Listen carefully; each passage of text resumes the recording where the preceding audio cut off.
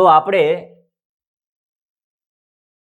છેલ્લે મનુષ્યની અંદર પાચન તંત્ર વિશે જોયું હતું. ઓકે, હવે જો પોઈન્ટ બદલાયો છે. શું આવ્યું છે? હવે અગાઉ આપણે ભણ્યા પોષણ. શું ભણ્યા આપણે? પોષણ. પોષણ વાળો ભાગ પત્યો, જેની અંદર તમે મનુષ્યમાં પણ પોષણ જોયું, પોષણ પદ્ધતિ જોઈ, અને સાથે સાથે વનસ્પતિની અંદર પણ જોયું. હવે આપણે શ્વસનની વાત કરીએ, કેમ કે જૈવિક ક્રિયાઓમાંનો એક મહત્વનો ભાગ શું હતો? શ્વસન પણ હતો ને. ઓકે, તો શ્વસન વિશે આપણે જોઈશું. સૌપ્રથમ શ્વસનની વ્યાખ્યા નોટ ડાઉન કરજો. શું વ્યાખ્યા છે? કોષોમાં સંચિત ખોરાકનું વિઘટન થઈ અને શક્તિ મુક્ત કરવાની ક્રિયાને શ્વસન કહે છે. જ્યારે આપણે પોષણ પદ્ધતિ વિશે જોઈતા હતા ત્યારે આપણે જોયું હતું કે છેલ્લે નાના આંતરડામાં કાર્બોદિત, પ્રોટીન અને ચરબીનું પાચન થાય. એ જે કાર્બોદિતનું પાચન થતું હતું એ કાર્બોદિતનું શેમાં રૂપાંતર થતું હતું? ગ્લુકોઝમાં. શેમાં રૂપાંતર થતું હતું? હવે એ ગ્લુકોઝ રહ્યો ને એ નાના આંતરડામાંથી રુધિર કેશિકાઓ મારફતે રુધિર કોષની અંદર ભળતા હોય છે. બરોબર? એ જે ગ્લુકોઝ હતો કે નહીં, એ ગ્લુકોઝ હવે એ ગ્લુકોઝ શેમાં ભળશે? રુધિર કોષની અંદર. રુધિર કોષ, રક્તકોષ, આપણા બ્લડનો જે એક સેલ કહેવાય કે ને, એક કોષ કહેવાય કે ને, એ કોષની અંદર ગ્લુકોઝ ભળે છે. ઓકે, તો એ ગ્લુકોઝ છે એ ગ્લુકોઝની અંદરથી ઉર્જા મેળવવામાં આવે છે. શું થાય છે? આપણા કોષમાં સંચિત ખોરાક, અહીંયા સંચિત ખોરાકનો મતલબ આપણે ગ્લુકોઝની વાત સમજશું. એ ગ્લુકોઝનું વિઘટન થઈ અને એમાંથી શું મુક્ત થાય છે? શક્તિ. અને આ શક્તિ મુક્ત કરવાની ક્રિયા એટલે શું કહેવાય? શ્વસન. આપણે જે શ્વાસોશ્વાસની ક્રિયા કરીએ છીએ માત્ર ઓક્સિજન અંદર દાખલ કરી અને કાર્બન ડાયોક્સાઇડ મુક્ત કરવાની ક્રિયા નથી.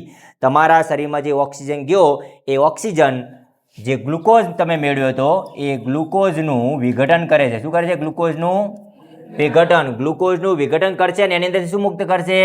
શક્તિ, ઉર્જા, જેના કારણે તમે રોજબરોજની ક્રિયા કરી શકો છો, ભાગી શકો છો, રમી શકો છો, દોડી શકો છો. ત્યારબાદ એ પ્રમાણે તમારી વૃદ્ધિ અને વિકાસ થાય છે. તમારા શરીરના સમારકામ અથવા કોઈ વાગ્યું તૂટ્યું હોય એના માટે પણ આ બધી ઉર્જાનો ઉપયોગ થતો હોય છે. ઓકે, તો એને આપણે શ્વસન કહીએ છીએ. કોષમાં સંચિત ખોરાકનું વિઘટન થઈ અને વિઘટન થઈને એમાંથી શક્તિ મુક્ત કરવાની ક્રિયા એટલે શું કહેવાય છે? શ્વસન. ઓકે, શ્વસનના બે પ્રકાર છે. શ્વસનના કેટલા પ્રકાર છે? બે. પહેલો પ્રકાર છે જારક શ્વસન અને બીજો છે અજારક શ્વસન. બરોબર? એટલે તફાવત પૂછે તો પણ તમે આ રીતે લખી શકો છો. જારક શ્વસન એટલે શું? તો કે જે શ્વસનની ક્રિયામાં ઓક્સિજનનો ઉપયોગ થતો હોય, મતલબ શ્વાસોશ્વાસની ક્રિયામાં ઓક્સિજન વપરાતો હોય, તો એવા શ્વસનને આપણે શું કહીએ? જારક શ્વસન. પરંતુ અજારક શ્વસન કોને કહીશું? જે શ્વસનની ક્રિયામાં ઓક્સિજનનો ઉપયોગ ના થતો હોય. ઓક્સિજનનો ઉપયોગ ના થતો હોય તો શેનો થાય? તો કે બીજા કોઈ વાયુનો ઉપયોગ થતો હોય, કાર્બન ડાયોક્સાઇડનો ઉપયોગ થતો હોય. સમજ્યા કે નહીં આખી વસ્તુ? ઓકે, તો એને આપણે અજારક શ્વસન કહીએ છીએ.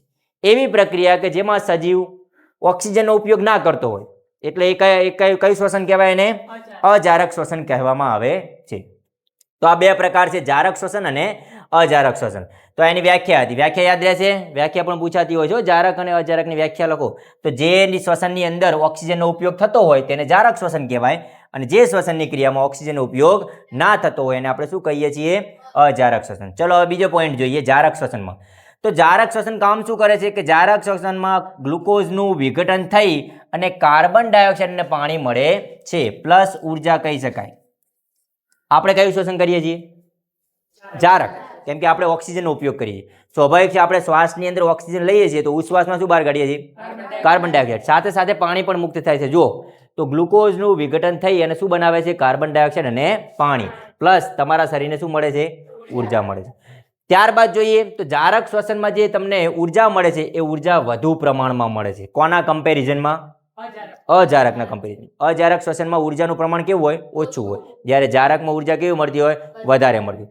આ જારક શ્વસન ક્યાં થાય છે? તો કે આ જારક શ્વસન થાય છે કણાભ સૂત્રની અંદર. આપણા કોષોની અંદર જે કણાભ સૂત્ર હોય છે કે નહીં, જેને આપણે શું કહીએ છીએ? Power house. જેને આપણે શું કહીએ છીએ? પાવર હાઉસ કહીએ છીએ ભાઈ. કોષના પાવર હાઉસને કણાભ સૂત્રને કોષનો પાવર હાઉસ કહેવામાં આવે છે, જ્યાંથી ઉર્જા મળે છે.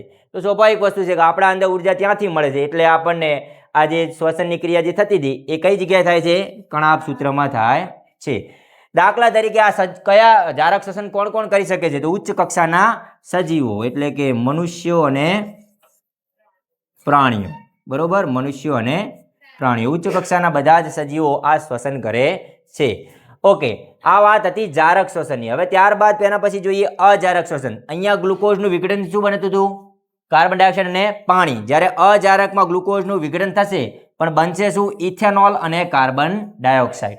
ઇથેનોલ અને કાર્બન ડાયોક્સાઇડ પ્લસ આમાં પણ ઉર્જા ઉત્પન્ન થશે, પણ આનું પ્રમાણ કેવું હશે? ઓછું. ઉર્જાનું પ્રમાણ ઓછું હોય છે. અજારક શ્વસનમાં ઉર્જાનું પ્રમાણ કેવું હોય છે? ઓછું હોય છે. ત્યારબાદ આ કણાભ સૂત્રમાં થતું હતું. આ કઈ જગ્યાએ થાય છે? કોષ રસની અંદર અજારક શ્વસન થતું હોય છે. ત્રીજું, એના પછી લાસ્ટ પોઈન્ટ જોઈએ તો કે આ કોણ કરી શકે આવું શ્વસન? તો કે ઈસ્ટ અને અંતઃપરોપજીવી સજીવ. અમુક અંતઃપરોપજીવી સજીવ અને બીજા છે ઈસ્ટ. આની અંદર અજારક શ્વસન થાય છે. ઉદાહરણ યાદ રાખજો, અજારક શ્વસન કોની અંદર થઈ શકે છે?